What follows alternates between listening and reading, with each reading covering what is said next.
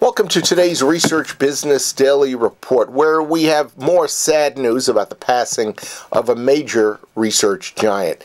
Then survey sampling tells us the reasons it bought MROps, and it's not those that we thought and conjectured about yesterday.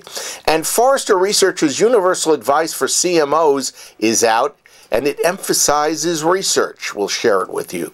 RBDR is sponsored today and this week by Soapbox Sample, a member of the ISA family of companies providing a fresh approach to online research.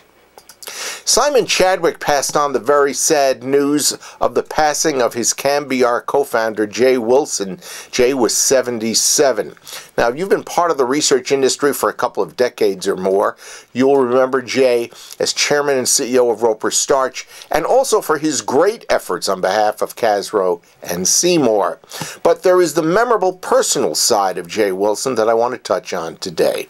I remember him as a big bear of a man. Now, I have to point out that I'm only 5'7", but he also had a soft-spoken manner and an extremely dry sense of humor. Chadwick recalled Wilson describing himself not as a researcher, but as a businessman, and he thrived in that role in our industry. I've also never forgotten how I got Jay to take a subscription to our publication Research Business Report for the first time.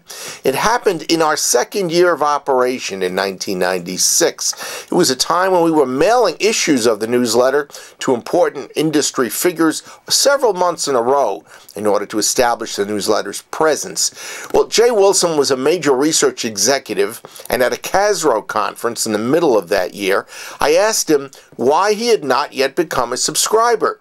Jay looked at me, he paused, and without exhibiting a single facial emotion, he replied, "Well, I keep getting it in the mail for free, so I didn't think I needed to do anything more." Classic Jay Wilson. P.S.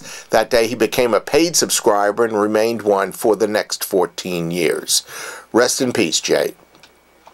Moving on, it appears that in yesterday's RBDR, we misconstrued Survey Sampling's reason for its acquisition of MROps last week. Now, we thought it had represented an important expansion of client capabilities, but President and CEO Chris Fanning informed us that MROps actually fits hand in glove with Survey Sampling's existing expertise and services.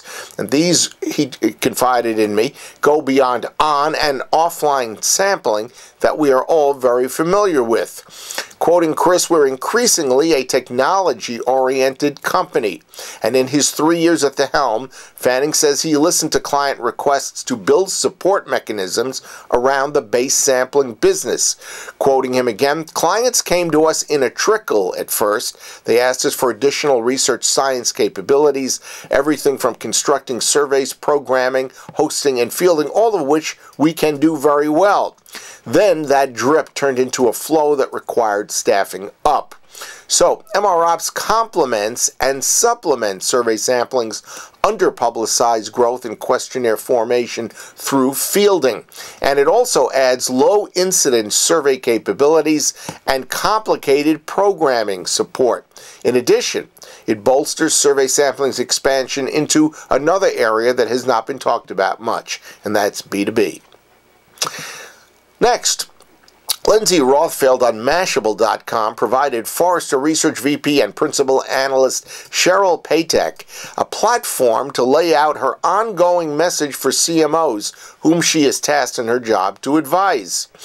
Quoting Pattek, "Marketers should be taking a strong look at research to get an outside frame of reference and to bring that outside perspective to their thinking," she told Rothfeld. Adjoining that counsel is embrace of the age of the consumer. Pattek also says that to overcome understandable intimidation of big data by CMOs, they need to get in touch with what they're actually trying to figure out, quoting, "so they can pinpoint the data that will help them and only focus on that data. It will help them drive their business." CMO's only competitive advantage going forward, Pattek continued, is systematically understanding and then serving increasingly powerful customers. That means research. Those are my words, not Sheryl's. That's your Research Business Daily Report, sponsored by Soapbox Sample, a member of the ISA family of companies who are providing a fresh approach to online research. Soapbox Sample is happy and excited to have us show off some of their capabilities in their new mobile app. It is known as My Soapbox Mobile. The app actually enables researchers to tap into consumer reactions as they are experienced. You can collect the information in real time, meaning you get greater insights that are also fresher. After a lot of mobile research talk throughout the industry, this video that we're linking to may very well convince you to get into mobile research more on your own. So take a look at the email that we send out to subscribers and to the description box underneath today's video to find the link to that video. Have a great research day, and we'll see you back here tomorrow.